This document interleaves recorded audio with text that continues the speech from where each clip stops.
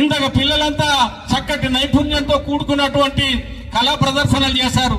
నేను ఈ రాష్ట్రానికి జానపద కళలు సృజనాత్మకత అకాడమీకి చైర్మన్ గా ఉన్నాను.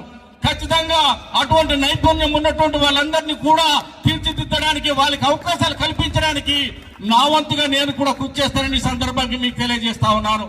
ఎందుకంటే నేను ఉన్నటువంటి చైర్మన్ శాఖలో గత వైసీపీ హయాంలో కనీసం కుర్చీ కూడా లేనటువంటి పరిస్థితి, రూపాయి నిధులు లేని పరిస్థితి. అటువంటి సంస్థకి ఈ రోజు నిధులు కేటాయించడానికి ప్రభుత్వానికి మేము ప్రతిపాదనలు చేశాం.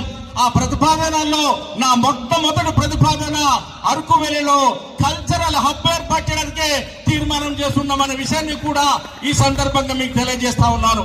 ఏజెన్సీ ప్రాంతానికి సంబంధించినటువంటి అనేక రకాల కళల్ని, వాళ్ళకుండే నైపుణ్యాన్ని, మన వారసత్వంగా వచ్చినటువంటి మరి కళా నైపుణ్యాలన్నింటినీ కూడా అందులో ఆర్థికంగా వాళ్ళకి మరి వెసులుబాటు కల్పిస్తూనే మన నైపుణ్యమైనటువంటి కళల్ని కాపాడుతూ భవిష్యత్తు తరాలకి అందించే విధంగానే ఈ యొక్క కల్చరల్ హబ్ కూడా ఓ ప్రతిపాదన చేస్తున్నాం.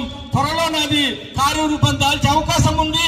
ఆ కార్యరూపం దాలిస్తే అరకు టూరిజం ప్రదర్శనగానే కాకుండా మరో సినిమా పరిశ్రమకు కూడా ఇది కేంద్ర బిందువు అయ్యేటువంటి అవకాశం ఉంటుంది. కాబట్టి ఆ రకమైన ప్రతిపాదన చేస్తున్నానని కూడా ఈ సందర్భంగా మీకు నేను తెలియజేస్తా ఉన్నాను.